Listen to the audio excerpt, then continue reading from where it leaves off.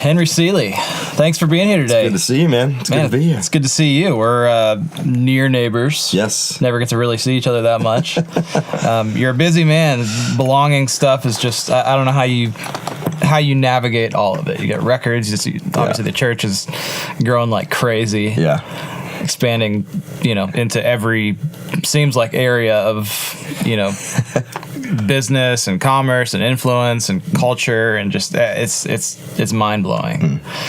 It's a good season. Yeah. So it's been a stretch. Yeah. But it's good. I'm always up to be expanded and stretched and grown. So yeah, it's good. So take us all the way back to the beginning for our audience who is familiar with your stuff. What was your very first dollar that you made in music? Wow. Would have been as a songwriter many years ago. And I grew up in a city called Adelaide in South Australia. And I was just part of a local youth group there, and we ended up doing a student conference one summer, and we had put together the worship team for that event, and we ended up doing that kind of every summer annually after that. And I guess as the conference grew, so did, I guess, the identity of the worship team that was involved with that. And in the early days, we were just a high school youth group, and we would do anything and everything. I mean, we would do Hillsong, we'd do Ron Canoli songs, we would do punk versions of old hymns. I mean, we would just literally do everything. And it really was out of that I guess I just started to write songs that were an expression of what was happening kind of in our youth ministry. And when I first started writing, I mean, we didn't even understand anything about royalties or publishing or anything like that. And in fact, the first record deal that we were offered, they wanted us to turn over 100% of our publishing for life to the label and all this sort of stuff that I look back at now and kind of laugh at. But there was some crazy things, that you just kind of live and learn along the way. And I've been thankful for, good friends that I've been able to just call on and ask advice. And, you always need to just be asking advice from people that have kind of gone there before you. So, yeah. And so for audience who's not familiar, you came up in Planet Shakers in Australia. Is that? Yeah. Yep. So that was the movement that we birthed, and so I was part of that for almost 20 years, probably 18 years, I think. And amazing. Produced maybe 15 or 16 records, I think. Wow. So you definitely got your 10,000 hours. Yeah. And it was crazy too, because we grew up in a city where we didn't really have a decent studio at all in our city. Like I didn't even see an SSL until I'd been kind of involved with music for about probably 14 or 15 years maybe. And that to me was just like, you're not a real studio unless you have an SSL, at least back in the days. But I mean, our city was just so small, and there was no one that really knew kind of anything about that sort of stuff. And so a lot of my life was just figure it out, jump in and all right, here's a mic pre, what do you do with that? Here's a compressor, how does that work? This is kind of. So you didn't have any training for that? No. Formal college or audio engineering school or anything? Nothing. So, yeah. Figure it out. School as you go. Yeah. So, which I look back and I, in some ways, I kind of wish that I had some people that I'd been able to learn from. But I'm also thankful that, really made me dig in and kind of figure some of that stuff out, which I'm not afraid of. I love to just jump into the unknown and see if I can figure out stuff and kind of push it beyond its limits and all that sort of stuff. But it's been a wild ride. Yeah. So we usually ask, and this is an interesting question because your path has, been an intersection of music and songwriting and ministry and pastoring churches as well. So this may not even be completely applicable, but like between your first dollar earned in songwriting and going full time, was there a moment that you kind of went full time in it? I guess for me, I was probably already full time in it, in the sense that I was employed by a church to kind of oversee the creative aspect of our youth ministry, which back when I started doing that, I didn't know of anyone else that was in a role like that in Australia, on staff as a creative, especially for kind of a student ministry. So my role was pretty varied anyway. Like there was quite a broad gamut of stuff that I had to do as far as, looking after team, not just from players, but also, pastoring them, all the way through to writing and music production. And so from that point of view, I've probably, been doing this full time for, over 20 years. But there's been different seasons along the way. In 2006, I think it was. No, 2008. I came off staff with our church and just, I was traveling, like leading worship. And also just mixing and producing records. I had a studio in my house in Melbourne and had an SSL and, all that sort of stuff there. And so I was, I guess at that point I was full-time in music production. So you had kind of honed your chops and learned by doing all these church records. So how were you getting work? Were people just hearing stuff you'd done through the church? Or? Yeah, mostly. Pretty much. And so, I've obviously mixed just tons and tons of worship records. And I think, I love the fact that I guess in some ways have a unique perspective on that. Being a worship leader, having run a team, understanding the songwriting process of it, understanding the church side of staff, and then also the production side of things.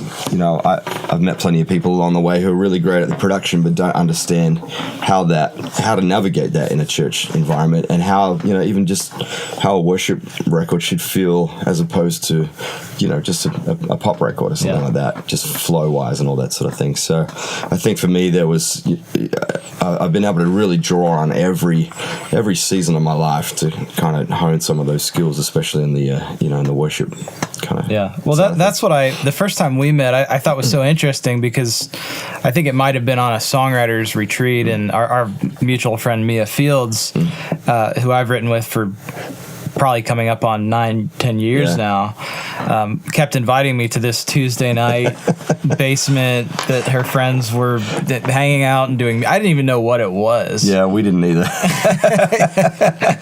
and so she kept inviting me, and then I think we met on a songwriting retreat, and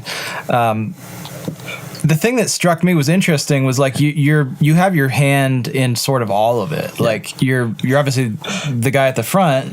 You're pastoring, you're leading worship, you're doing the music, but then like you're turning around and mixing your own stuff. That's a kind of rare.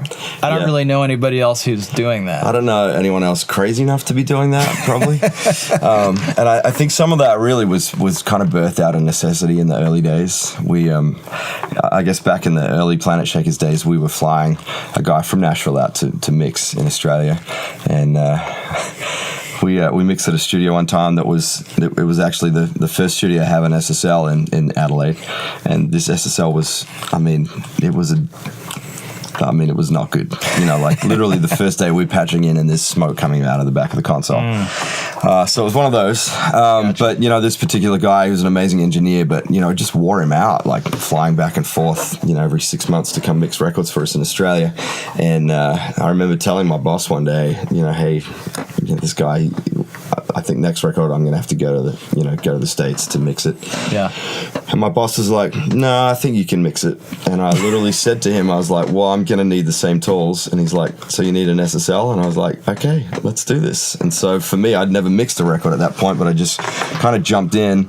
And in fact, the first record I mixed on the console was a 5/1 record, and the console wasn't set up for 5/1, but I'd read that Bob Clearmountain had done a similar thing on his SSL, somehow kind of transformed it to mix 5/1, and I was like, Bob can do it, so can I, let's do this. So I just figured it out, and there's been a lot of that along the way, and so I think even at this point,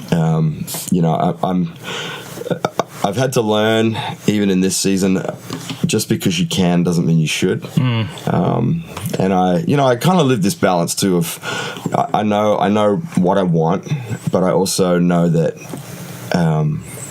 there's other people to bring on that journey. And sometimes you think you know what you want, but actually someone else has a really great perspective on that as well. And so in the last few years, it's really made me step back and go, okay, just because I can doesn't mean that I should be. And so I think finding that balance, even with, we released this record with The Blind last year, and I think initially everyone, myself included, thought that I'd mix it, and then I got mixing on it, and I did more mix revisions on the first song than I'd ever done on anything in my life, and I realized just like overthinking I'm too close to this, so I need to step back and find someone else who I trust to take it, and we did. And so Sam Gibson ended up doing it. Yeah, so Sam mixed it, and he's based in Cardiff in Wales.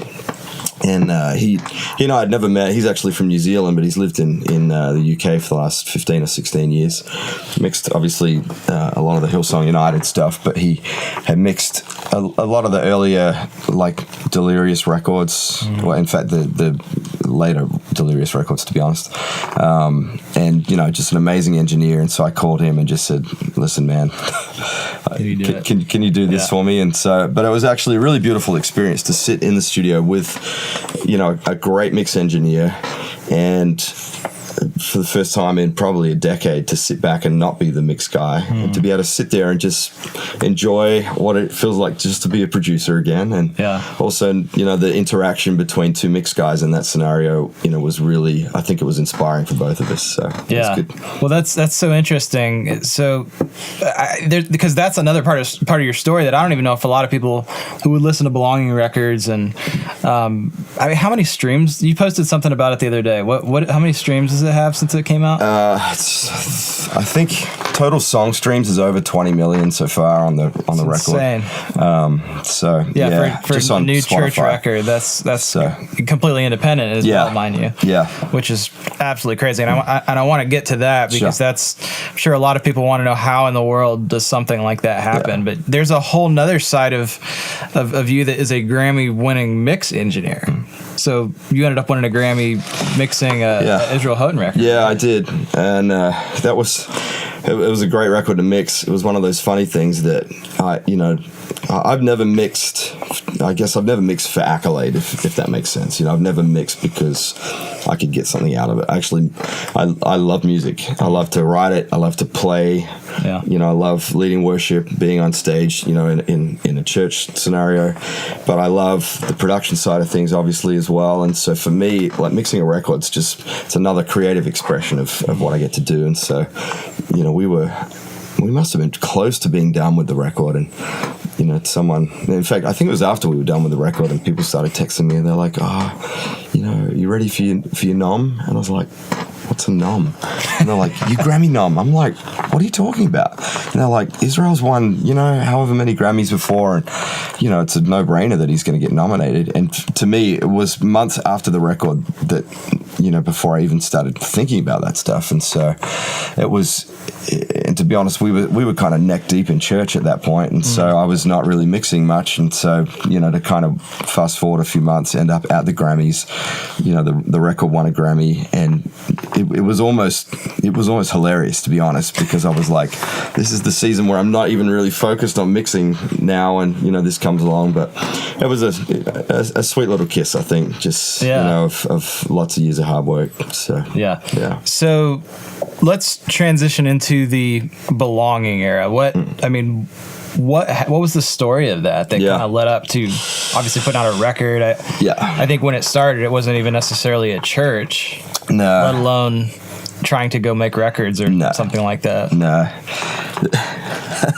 It's still not. It's a church. It definitely is. But we moved to Nashville in 2012, and it was really just because we felt God kind of opened that door for us, and we'd felt for a couple of years this stirring about moving to the US, and so we really just put out a fleece and said, God, if we're meant to be here, you're going to make a way for this to happen. We're not going to force it.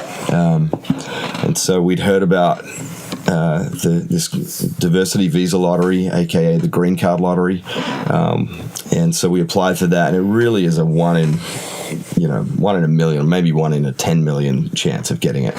And when the year that we applied, We entered it. They came around. They drew it. We didn't get it, and I was a little bit perplexed because I really thought that we were going to end up with it. And then we got an email a few weeks later saying that they'd messed up the draw, and so they cancelled it, redrew it, and we got selected in the redraw, which was a whole crazy story in itself. That's crazy. And so we literally just moved to Nashville, just knowing that, you know, we didn't know anything, to be honest. It was just that feeling of this is where we need to be. And I really fought it because I loved some elements of Nashville, but I'd experienced some things in different church environments here that I didn't love. And there's, you know, some amazing people here in town. But to me, it always felt like the church had kind of been a bit polluted by some of the greater industry stuff. And, you know, hear what I'm saying in that, like, there's some amazing people here, but I think there had been a few people along the way that had taken some things down a path that it didn't need to go. And that, you know, that kind of bothered me a little bit because we'd grown up in something very organic and not contrived at all. And so I was a little bit tentative of the way the industry and the church kind of, you know, worked together here in town. And so I was like, God, just send me anywhere else but Nashville. I think it's too much for me to comprehend, you know. But just like the industry and what about it was so... It sounds like maybe overwhelming at the time. It was a little overwhelming, and I think for me, you know, we, like, what we'd had just grown so organically, and every time I'd come to Nashville, it felt very, everything was just a very precise move. And this was you know, we've got this in place here and this in place here, and I'd, you know, had been to a few churches where it was less about a worship team, more about, you know, a worship leader, artist in residence kind of thing, which I was not familiar with that concept at all. Sure. And so it felt a little bit like, hey, you know, here's my latest single, go buy it on iTunes tomorrow. And here's the rock star leading worship. Yeah. And so, you know, that, I think not being able to reconcile some of that made it a little bit tough, just to get my head around initially. And some of that was my own ignorance, just not understanding some of the people, and obviously the way things had worked in this town for a long time. But also seeing a need of actually some of this can probably be done a little bit better. You know, sometimes it takes an outside perspective just to shed a bit of light on something, because you can get so used to doing something a certain way that you think it's the only way. Yeah. And, you know, I've had plenty of times in my life where people have come in and said, hey, have you thought about this? You know? Yeah. And unless you've got that outside perspective, it's hard to see that. And so, anyhow, we moved here to Nashville in 2012, and I basically just brought my studio with me, set up my console in a house here in Franklin, and just started to mix records for people, and again was just traveling, leading worship. And you know, we spent the first year looking for a church. Went to 25 or 26 different churches, and some really great churches. But we'd walk out and just something in me would just be like, this is not home. And that was really frustrating to me because like we're such local church people, I was like, we're going to walk into the first church and be done. This is home. Let's get plugged in. Let's get involved. And obviously that was just God kind of reserving something for us that he had down the track. But during that first year, I really started to meet, I guess, a lot of, touring artists, worship leaders, crew people, a lot of people who, they leave town on Wednesday or Thursday, get back maybe Sunday night or Monday. And so for a lot of them, they went around on Sunday morning, which is when, 99% of church kind of takes place here in town is Sunday morning. And so, we met a lot of people who felt quite disconnected from local church. And some of that was a church, issue. Some of that was their own issue. Let's just call it what it is. Sure. And some of it justified, some of it maybe, but regardless, all these people we began to meet, Alex and my wife and I were praying one day and just were saying, God, someone needs to do something about this, And we just felt that smile of like, there you are. And I was like, no.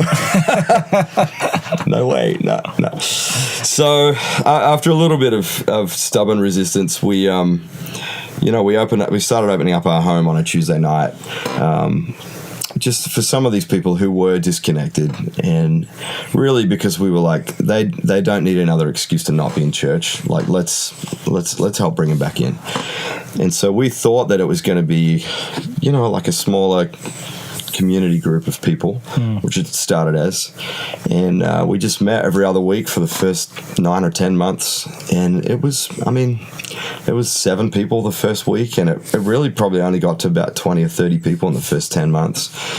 And then in the September of 2013, we started meeting every week, and within 3 months, it went from 30 people to 130, and and I started to get a bit of panic of like, no, I can see what's happening here, and I don't want that. I'm not a pastor. I'm not, and that was my own fear of never having, kind of led from that position before, and but we had to just trust that God had the right thing. And so in February 2014, we launched as a church, and for the first 2 years, just met on Tuesday nights.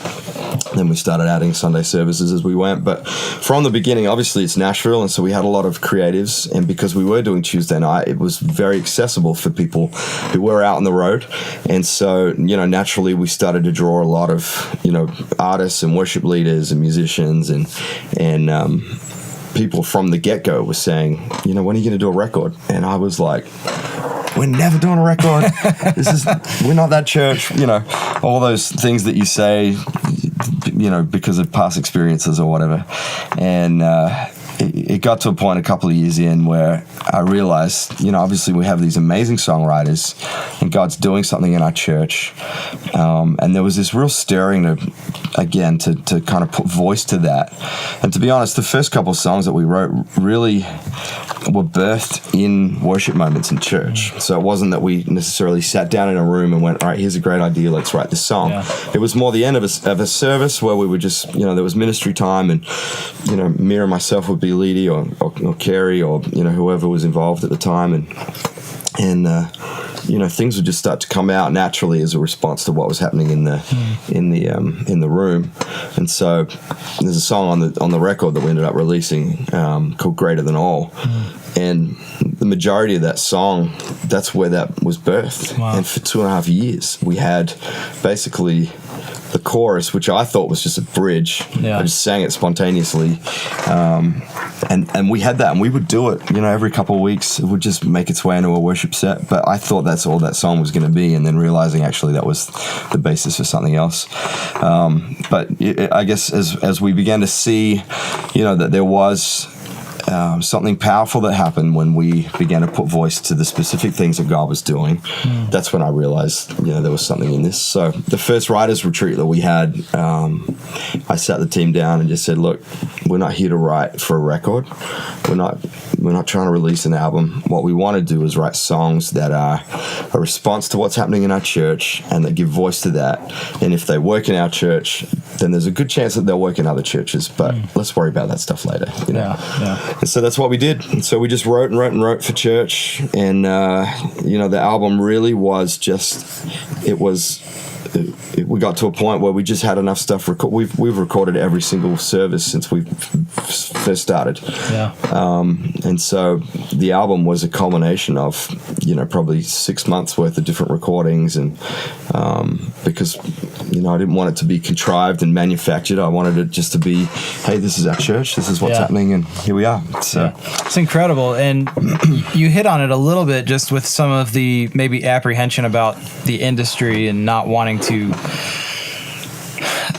maybe assimilate with that. I think, well, no, not I think. I know that was well-founded. And again, so many great people in the industry, but when there becomes a certain way of doing things, people kind of just forget to rock the boat every now and then, or just forget that that's, not the one right way to do things. Yeah. And the thing that I was talking to Logan about this yesterday, but it's just so surprising to me that there's not another church in Nashville that is doing what The Belonging is doing, or has done what The Belonging is doing. Yeah. They've all, up till now come out of, Northern California or Sydney or, Adelaide or North Carolina, all these other places. But you think of all places like, I think there's good reason for it though. And I think people. This is one of the interesting things about Nashville. The majority of people move here with a career in mind, with an end goal that revolves around themselves, which is not necessarily a bad thing. But that's what's in their heart, and I think it's maybe been the same way even in a church scenario where some people can come into that environment and still think that it's another platform and it's another opportunity for it to be about them. And I think, as someone who's been in the worship world for a long time, to be able to navigate that in a town where that's kind of been the focus, and help bring some perspective, and also I think there are a lot of aspects involved in this, and it is a difficult thing, especially, I can't imagine being a pastor who doesn't have any experience in the music industry or in that world, trying to lead and navigate people's lives and careers and what that looks like in the perspective of church is actually a very challenging thing. And so I don't know if anyone's necessarily had a great model, and this is part of my ignorance of only living here in this town for a few years, so I'm sure there's been plenty of great things that have happened. But I know for us, one of the things that we really wanted to do was just protect the big picture of what God was doing in church, and that not to diminish people's individual careers, but when it came to church, this was not, hey, come next week because we've got guest worship leader such and such leading, using people's names as a marketing tool. We actually were the complete opposite of still to this day, it's like, you don't know who's going to be leading church, and it really doesn't matter because we're not there about whoever's leading. We're there to worship Jesus, And so we have this, massive worship leading roster, but they're all people who are plugged in, part of serving in our church home. They just happen to have some of them happen to have a big platform outside of church, but at church, Carrie's not Carrie Job, she's just Carrie. Meredith Andrews is not Meredith, she's just Meredith. Mia's Mia. It's not this, hey, we've got this big guest. And I think that's been one of the things that has really helped us to kind of navigate that. But also, again, it's taken the focus off the individual and realize that, the Bible says one will put 1,000 to flight, but two can put 10,000 to flight. The exponential power and influence that can happen when you have a conglomerative of people who really just have a common heart goal. That's what I think has really been the crux of the foundation for influence and any sort of, if there has been any sort of success with the belonging, I think that's actually been it. It's not been the individuals, it's been the group together. So. And I think from the outside perspective, people would look at it and say, well, of course, you've got Lauren Daigle, you've got Carrie Job, you've got Cody Carnes, you've got Mia Field. It's like a really a who's who.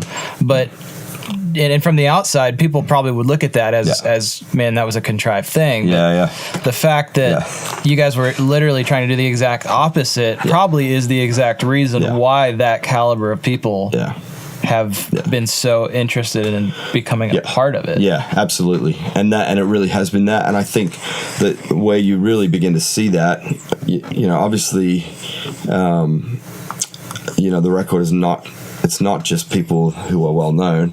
There's other worship leaders on there that probably people had never heard of until the record came out.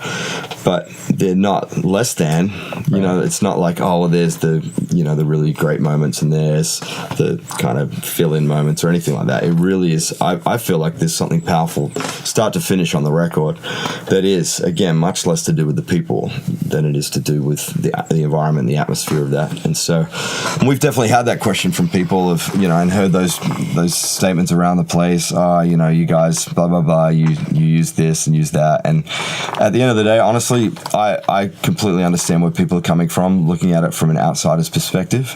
But to be honest, if you asked any one of those worship leaders on our team, if you talk to them about about life in our church environment, that it's home for them. You know, it's like when Kerry has been with us since we were in the basement, and when she finally, you know, relocated from Dallas to Nashville and called the Belonging home, she called us up and said, hey, I don't want to worship lead, I just want to be on the greeters, you know, I just want to be on the door. And we were like, that's awesome, but we're going to end up with this huge queue of people wanting to meet you on the door, and so let's not do that. Let's actually put you in the place where you're gifted and anointed to lead. But I mean, any one of those guys would, you know, or girls would, they do everything from set up chairs to you know, write, to lead worship, to do baskets for the green room, or, you know, it's because it's home for them. So well, I think that's why we've resonated so much with it, because it really is a servant mentality. I think a lot of people maybe show up, I would imagine, being at this point, we haven't chatted about this, but I'm sure everybody and their brother comes, you know, I want to go to the Belonging so I can get on stage and worship lead. Like now that it has become what it has, but you guys always do such a great job of dispelling that, hey, you know, the platform's not the end goal. Like I remember the first time we came, or one of the first times we came, it was like, you know, Danny Goki, who's this major artist, is like telling us where to park our car. And loving it. And still is on the parking. And still does parking. So I just think that was such a good testament of, you know, you guys do such a great job of protecting that mentality, that the platform is not the end goal. And I think that's, you know, I think people get afraid that if they do something that appears lesser, that they, you know, I don't know, they lose some form of respect or something like that. But I feel like it's actually the complete opposite in the kingdom of God. And, you know, Jesus, he could have come to earth any way he wanted to, but he chose to come in the most humble way possible, you know, all the way down to him coming as a child who didn't even know and had to learn. I mean, like that's how humble Jesus was. And I think if we live life from that perspective, of realizing that, you know, it's our honor to serve people. It's our honor to serve our community. It's our honor to, you know, to serve the people around us and serve alongside with people. Like even for Alex and I as the leaders of the church, you know, like I'll still show up to set up every couple of weeks. Because I actually love it. It's a great, you know, I love getting to know people and being around people, and it's just because I'm the pastor of the church doesn't mean that I'm not. No, it doesn't mean that I have to do everything and be a martyr and blah blah blah.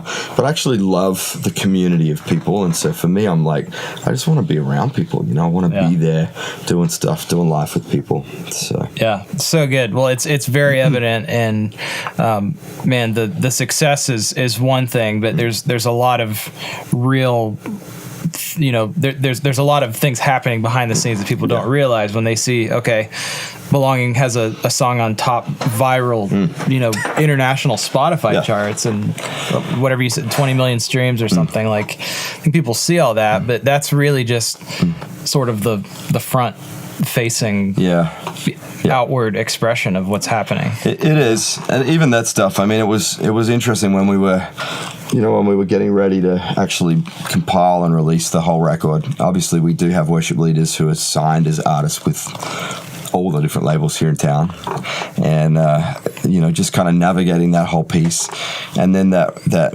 you know, the wrestle of what do we do with this? Like, what's the best way to steward this and get it out there? And, you know, having the option to go pretty much with any label that we wanted, but also realizing that could potentially bring its own challenges, you know, because we do have so many labels involved. And so for this first record, I was like, you know what, I just feel like we need to step back and put this out there and see what God will do with this. And so it really has been, I mean, nothing short of a miracle, some of the reach, you know, these songs have got to. But I think honestly it's because we haven't written with an album in mind. We wrote with songs in mind that would you know, grab a hold of people's hearts and cause them to have an encounter with God wherever they're at.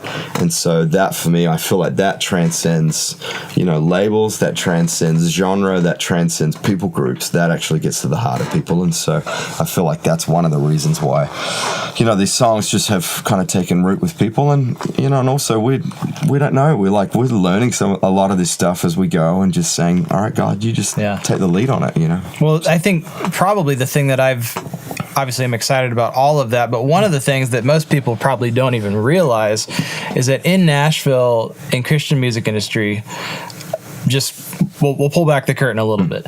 When an artist is on a record label and another artist is on another record label and they want to do a collaboration together just because they're friends and they wrote a cool song, you would think it's just let them do it, right? It's good win-win for everybody. That's not been the case in our industry. No. And it's actually really sad. It's a shame because I do think everybody wins in the end. It's only helping. But instead we've had this mentality, and which is something we're trying to break in our corner of it, is let's not consider each other competition. Let's look at each other as collaborators. So for what The Belonging was able to pull off in having all of these artists from different labels, from different backgrounds, from different parts of the world, and put them all on one project was the first time that I can ever remember that has happened here. And it didn't come without its lack of challenges, I'm sure. It was a journey, and it did. There were a few conversations near the end where it was like, hey, listen, you got 24 hours, and if you don't want your artist to be involved, that's fine, but this is what it's going to be. But I think this is honestly where it's amazing to me in the sense that the world actually knows how to do this quite well, like the mainstream pop world. Collaboration is just, it's the way of the future, Or even in country in Nashville. Country. And I don't know if it's just a fear thing of people missing out or losing control, or, and this comes all the way down to individuals, in this. So I'm not just talking about, labels or, those kind of teams, but it's when, I believe it's when someone is afraid. If you look from the perspective, if that person wins, then I miss out. That we have this limited pool of resource. That if you get a great opportunity, then that means I miss out on an opportunity. But I believe the kingdom of God is completely different to that. It's the total opposite, to be honest. It's one of the things that I've loved about watching you on your journey for the last couple of years, where you made a definitive shift from actually I'm going to keep everything to now I want to resource everybody. I want to get this out. I want to be generous as I can be. And what has it done? It's opened the door for absolute favor and blessing on every level. It's incredible. And I believe it's the same. And I honestly am praying that there's a shift in our city from that point of view, that if we could understand, and I think there is, to be honest. I'm starting to really see that in people's lives. Just this shift from, fear of missing out to actually, if we could live open-handedly and be generous with what we have, at every level, I believe that it opens the door to favor that really can't be explained. So good. Well, let's rapid fire through the last full circle 5. What book do you most commonly recommend people? And you are allowed to plug. Well, aside from the Bible and my wife's book, exactly. Which, I have actually, obviously, my wife just, for those of you who don't know, my wife just released a book a couple of months ago called Tailor-Made, and it's actually been really amazing to watch the response, especially from guys. And then, in fact, when she was writing it, the first 3 or 4 people that she had read it were not women. They were guys who came back with lots and lots of positive feedback about it, and so. And really, the whole book just kind of deals with identity, and value of yourself and how you see yourself, and so it's really, I think, struck a chord with a lot of people, and so it's definitely something I've been recommending recently. We'll link it in the description on the awesome. video. So awesome, thank you. Second question: failure only turns into a lesson if it changes your perspective on something or alters the way you behave or you see things. So in that sense, in your story, do you have a favorite failure? I don't know if you could call a failure a favorite thing, but I definitely have probably the most significant failure, I would say, was about 10 years into our marriage, and I'd kind of been doing the music thing, at that point, and really had developed some pretty bad patterns, kind of, work patterns, and having a studio at home is amazing if you've got the discipline to know how to do that well, but I didn't at the time. And I also was in an environment where I was a little bit overwhelmed with everything that was going on, and so I'd fallen into this pattern where I was working through the night, probably 3-4 nights a week, going to bed at 5 or 6 in the morning, getting up at 8 to go to meetings, and it just was a very unhealthy way of doing life, and I actually couldn't see a way for it to not be that way, until one morning I slipped into bed at about 5:30, I think, and about 7:30 my wife came and woke me up and said, "Hey, I love you, but I can't do this anymore, and if you want to stay married to your work, then you can't be married to me, and we're done." And it was, as far as failures, it was a pretty epic moment in my life of like, I have to do something about it. And to be honest, what I struggled with and what it took her a minute to process was I didn't know how to get out of the routine and the rut that I was in. Yeah. And so it really took for me to humble myself and say to my wife, I actually need you to help me because I can't do this on my own. Yeah. Which at first she thought was a total cop out, and rightly so, It's like, what do you mean you can't? So, but we really walked that journey as a couple, and I thank God for those moments, because what it did is help me reframe and reshape. And to be honest, everything about my life changed. Health, sleep, work, productivity, all of that increased, like exponentially, because I wasn't resting, and I thought that by working more I was going to get more done, but I was actually getting less done. And so, that just reshaped everything for me. So from that point on, even when I was working in the studio, even if I had clients there at 5 o'clock, I was like, hey, I'm out, I'm going to spend time with my kids, I'll see if we need to work tonight, I'll be back at 7:30 or 8 and we can work for a bit then, but this is family time, and stop working weekends and all those sort of things. And so it just, for me, that was the pattern that I needed to get into, and so that really was the biggest failure that was produced the most results. Yeah. So. Well, that can often be the case, and I don't want to dwell on it too much, but there's an entire conversation in what you just said. But that can often be the case even in church culture. Oh, absolutely. Where it's all encompassing. Yeah. You essentially have your family being the one paying the price for you being full on 24/7 in ministry. And that was exactly what was happening, because that was part of the thing for me, because what I was doing was for church, it was for ministry. And so you have this whole other layer where it's like, this is for God. Yeah, right? that's right. And it's, I think part of it was an environmental thing, but I can't blame the environment for the decisions that I made in that. It was my bad patterns that got me into that, and my own wrong understanding of that. And so, to be honest, one of the things that really was something that I had to really wrestle through when we started church, when we were about to start church, was how do we not end up in that same predicament, and I had to work it out. Like, I really did. I had to work out. And when it's one thing to work for something, but when you're leading something, I mean, it is. I think about it 24/7. Yeah. So, but even in that, having the boundaries and the framework. So now our staff, we give our staff Friday and Saturday off, so they have their own weekend before church, so that they can go away. They can have a life outside of that. And I mean, I don't know many churches where people have 2 days off. At least, most places I know of, it's just 1 day. But I was like, I want my staff to love their life, and in 10, 20 years time be going, man, that was the best season of my life, was being involved there and still being able to have downtime, time to breathe outside of ministry. So good, man. Yeah. I want to dwell there, but it's we'll move through the rest of our questions. Yeah. It's just so much there. So before you made the jump, let's just even talk about making the jump to moving to America, because that to me is probably the clearest moment that you were like, okay, we're either all in on this, or we're gonna keep doing what we're doing. Yeah. What was the number one thing that held you back from doing that before you just took the plunge? There was a bit of a journey to that, and this is where, for me,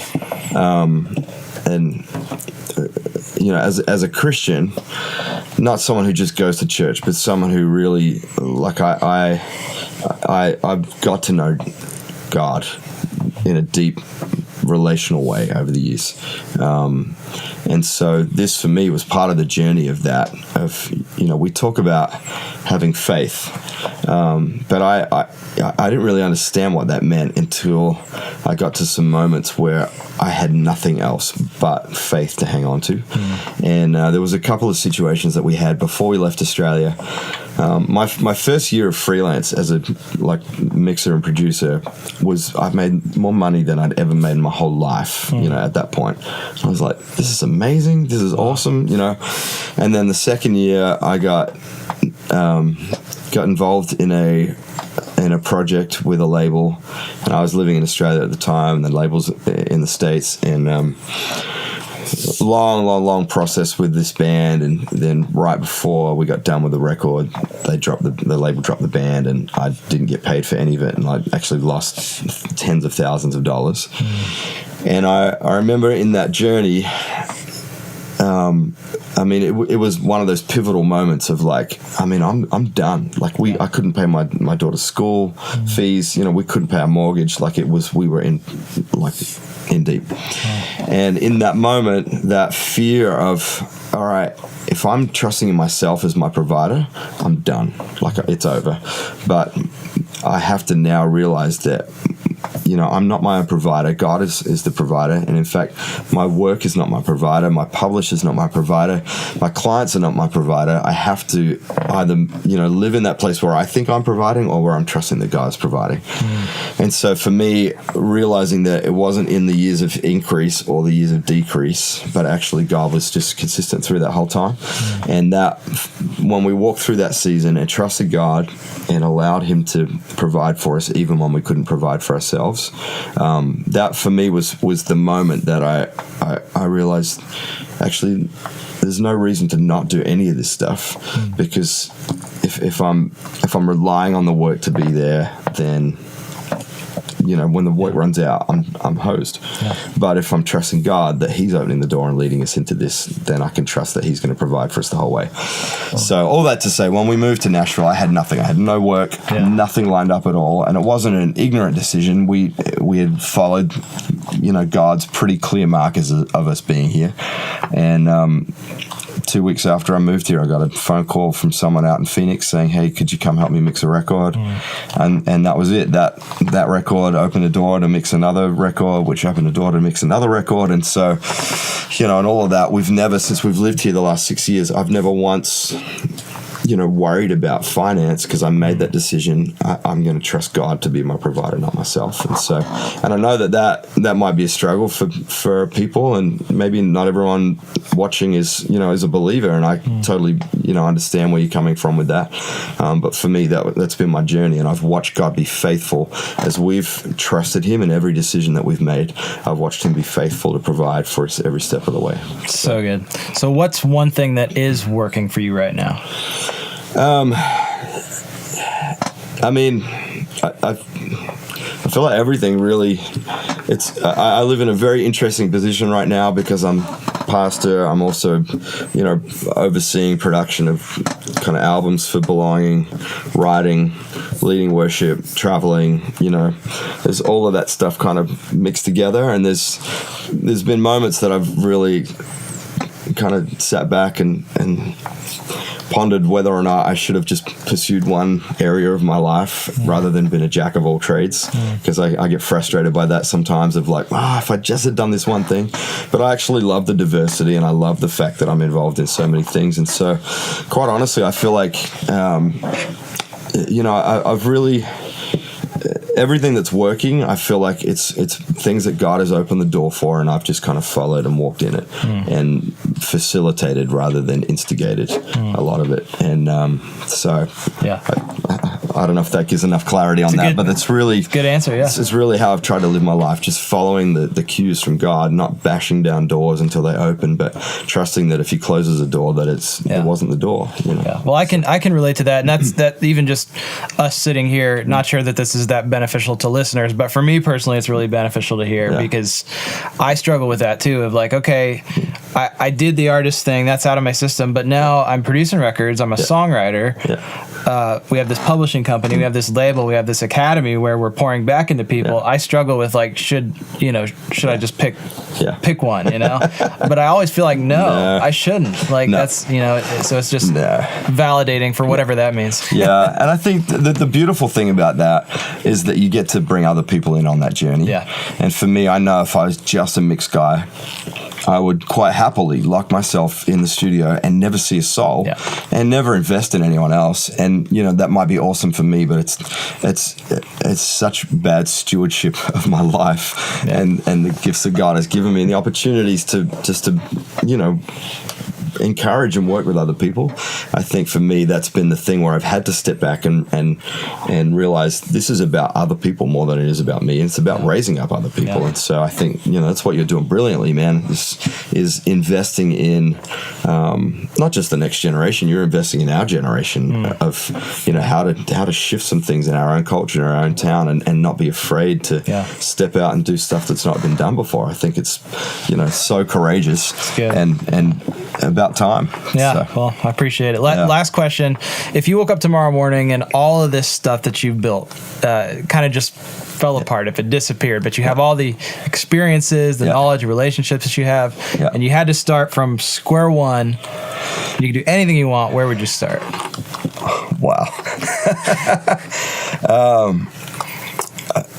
I would start with the people around me, and I would see who God's brought into my life. I think if I look back on the early days of doing what I was doing, especially from a production point of view, I really probably thought it was about gear more than it was about. I thought gear was the answer. You know what I mean? Yeah. So I probably would spend way less time trying to figure out what gear I should buy and way more time just trying to do something good with what I had. And I think the older I've got, the more I've learned to do that. Yeah. Even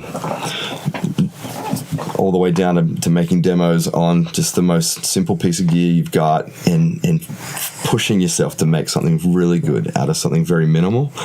I think it's so easy, and I'm talking from a production point of view, but it's so easy to get lost in the sea of, I need this plugin and that plugin and, I need every UAD plugin that's ever existed before I can make good music. And the reality is, discipline yourself, get one channel strip and put that on every single channel in Pro Tools or whatever you use, Logic, and see if you can make something really good just with one plugin, and a reverb and go for it. So for me, I definitely would declutter a lot of my life and just get back to making something really good with the people around me. So good.